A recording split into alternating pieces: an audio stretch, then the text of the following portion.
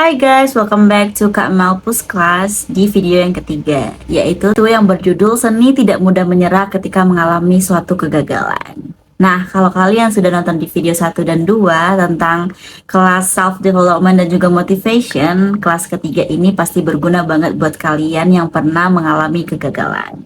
Jadi gimana sih Kak Mel seni untuk mengatasi kegagalan? Ayo kita bahas. Nah, untuk mengatasi tidak menyerah ketika kita sudah mengalami kegagalan itu banyak banget poin-poinnya ya teman-teman. Jadi di sini Kak Melpus akan jelasin satu persatu. Semoga kalian bisa mengambil ilmunya dengan baik. Yang pertama, ketika kita mengalami suatu kegagalan dan akhirnya kita ingin menyerah, itu sebenarnya normal sih terjadi ketika kita belum mengerti apa makna kegagalan. Jadi kalau kalian punya pengalaman dan punya pikiran kayak gitu, itu artinya kalian belum tahu dan belum mengerti apa itu kegagalan dalam artian untuk meningkatkan semangat atau motivasi kalian. Jadi teman-teman, kalau pola pikir kalian gagal itu artinya block, atau gagal itu artinya berhenti, atau gagal itu artinya tidak ada jalan keluar, nah itu harus dihapus ya teman-teman, harus dihilangkan. Apa? Karena ubahlah pola pikir kalian untuk menjadi lebih positif. Jadi sebenarnya kegagalan itu bukan artinya berhenti, atau bukan artinya kalian terdefinisi bahwa kalian tidak akan berhasil, no. Tapi sebenarnya kegagalan itulah yang nantinya bisa menjadi jalan kamu untuk mencapai keberhasilan. Kak Melpus kasih contoh ya. Contoh, aku sekarang adalah mahasiswa S3 Wardi beasiswa Fast Track. Kalau misalnya kemarin Kak Melpus sudah nyerah karena sudah gagal 7 kali jenis beasiswa sebelumnya, apakah Kak Melpus akan berdiri di depan kalian seperti ini? Tentu saja tidak kan, pasti Kak Melpus akan memilih menyerah saja dan akhirnya kakak nggak berhasil deh menggapai cita-cita kakak untuk menjadi mahasiswa S3. Nah, itu kenapa tidak berhasil ya? Karena aku sudah menyerah, aku sudah berhenti aja ketika aku udah gagal 7 kali. Gitu. Nah, tapi kalau kita memutar definisi atau menggantikan definisi yang negatif ke dalam definisi yang lebih positif, yaitu kalian ubah misalnya, oh kalau aku gagal itu tuh bukan berarti aku tuh nggak bisa. Kalau aku gagal bukan berarti aku tuh bodoh. Kalau aku gagal bukan berarti aku tuh nggak berhasil. Bukan, tapi itu adalah jalan atau pembuka untuk keberhasilan-keberhasilan lain datang ke hidup aku. Gitu teman-teman. Kadang kalian pernah nggak sih kepikiran bahwa semua orang yang pernah merasakan keberhasilan atau let's say orang yang sukses sekarang itu tuh semuanya pasti pernah juga merasakan suatu kegagalan. Jadi kegagalan sebenarnya adalah suatu pintu untuk merasakan keberhasilan. Jadi kalau misalnya kalian gagal, ya kalian jangan sedih-sedih banget dong. Kenapa? Karena bisa jadi setelah kegagalan itu keberhasilan akan muncul di hidup kalian. Kak Melpus mah gampang banget ya ngomong kayak gini. No, aku tuh udah punya pengalaman di sini teman-teman. Aku tuh udah punya experience. Contohnya kalau misalnya aku kemarin nyerah dan malah bikin kegagalan itu lebih menang dibandingkan diri aku sendiri, ya mungkin aku nggak bakal bisa berdiri di depan kalian. Jadi ingat, kalau kalian mengalami kegagalan itu bukan berarti mendefinisikan kalian nggak akan berhasil. No, itu adalah pintu. Maybe itu adalah suatu peristiwa ataupun suatu kejadian di mana itu adalah awalan ketika kalian bisa melompat lebih jauh untuk mendapatkan suatu keberhasilan. Nah, jadi setelah kalian sudah merubah pola pikir tadi, di mana pola pikir definisi kegagalan tadi untuk menjadi lebih positif, yang kedua adalah kalian gak akan punya pikiran yang tadi kalau misalnya kalian tetap aja dalam kondisi yang bersedih. Ataupun dalam kondisi ya bener-bener kayak hopeless gitu loh. Kalau misalnya kita masih membiarkan diri kita untuk berada di dalam kesedihan terus-menerus, ataupun kita berlarut-larut memikirkan kayak aduh aku udah gagal gitu, kayaknya aku mau menyerah saja, atau misalnya kayaknya memang aku nggak pantas gitu ya, pokoknya semua pikiran buruk yang ada ketika kalian mengalami kegagalan dan kalian masih dalam di fase itu terus-menerus tanpa kalian berusaha untuk keluar dari pikiran itu, percayalah malah akan membuat hidup kita lebih buruk teman-teman. Kenapa kayak gitu? Karena semua hal itu tuh berawal dari pikiran.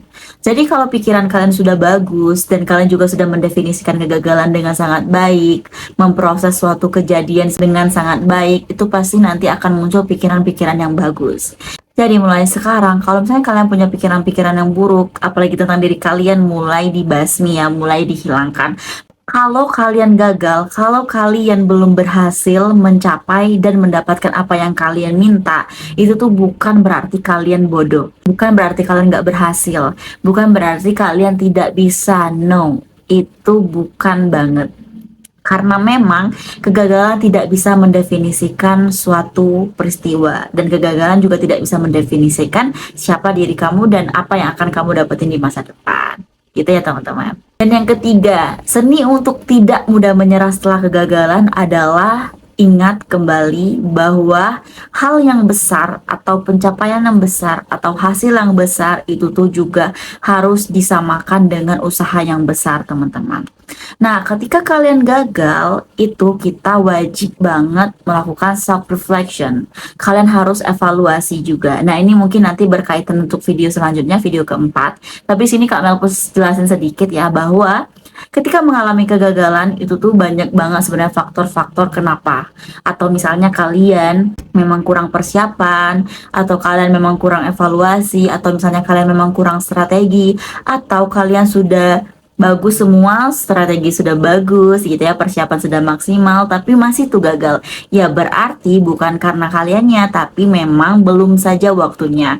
Ataupun kalau kalian tahu quotes ini, aku pernah bikin dulu di postingan pas Kak Malpus lulus beasiswa ini, bahwa kadang Tuhan itu nyuruh kita untuk lebih sabar. Kenapa? Karena dia akan memberikan lebih dari apa yang kamu minta. Jadi mungkin kamu hari ini minta untuk lulus beasiswa S2. Tiba-tiba ternyata Allah ngasih kamu untuk lulus sampai beasiswa S3. Jadi bukan S2 aja tapi S2, S3. Atau mungkin kamu berdoa untuk bisa keterima kerja yang bagus sekarang, tapi akhirnya Tuhan kasih kamu bahkan kerja yang bukan cuman bagus, tapi juga kerja yang benar-benar environmentnya mendukung, gajinya juga besar, dan mungkin mental health juga kalian terjaga gitu teman-teman. Jadi memang semua hal tersebut sebenarnya balik-balik lagi sama kepercayaan kita terhadap Tuhan kita. Tapi ingat, Tuhan gak pernah ngasih kita hal yang buruk. Dan juga kita nggak akan pernah kecewa dengan doa-doa yang sudah kita sampaikan, doa-doa yang sudah kita ucapkan, doa-doa yang sudah kita tuturkan setiap malam gitu ya. Jadi nggak akan ada rasa kecewanya. Jadi ingat lagi, kadang kita memang disuruh gagal dulu. Kenapa? Biar kita itu dikasih lebih dari apa yang kita pinta, ataupun nanti dikasih sesuai dengan apa yang kita pinta ya, tapi nanti gitu, bukan sekarang gitu ya teman-teman. Jadi kalian harus benar-benar paham dengan konsep ini. Kenapa? Kalau nggak paham dengan konsep ini, kita tuh nanti bakal nggak ngerti gitu kan. Kalau kita nggak ngerti, kita bakal banyak banget pikiran-pikiran buruk, dan akhirnya kita berprasangka buruk. Ingat, prasangka Tuhan itu tergantung dengan prasangka hambanya. Jadi kalian harus benar-benar berprasangka baik.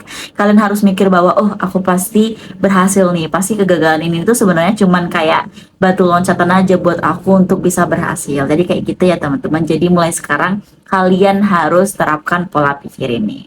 Dan yang keempat, teman-teman, ketika kita mengalami suatu kegagalan itu, gimana sih cara nggak mudah menyerah? Yang paling penting banget adalah ingat bahwa kalian selalu akan bertemu dengan kesempatan.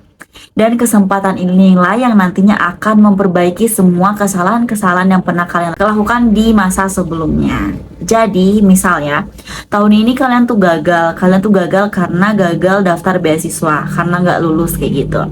Nah, ketika kita mudah menyerah, ya otomatis kan kita nggak dapat lagi nih kesempatan ini. Tapi ingat bahwa kesempatan ini tuh akan datang terus ke kalian sampai kalian bisa menggapai yang namanya keberhasilan gitu teman-teman. Jadi kalian beruntung banget kalau misalnya kalian walaupun gagal gitu ya, pernah ngerasain gagal, tapi kalian tuh nggak mudah menyerah. Kak Melpus paling suka sama orang yang kayak gini, karena walaupun dihantam habis-habisan, dikasih kenyataan bahwa kita gagal gitu, tapi kamu tetap bangkit gitu. Kenapa? Karena itulah seni menjadi manusia yang tidak pernah menyerah seutuhnya gitu ya teman-teman. Jadi benar-benar apapun yang terjadi di hidup ini, baik itu suka, duka, senang, sedih, semuanya itu tuh balik lagi ke diri kalian yang bahagia. Nah, poin keempat ini adalah, keempat, kalian harus mencoba self love teman-teman. yaitu seni mencintai diri sendiri.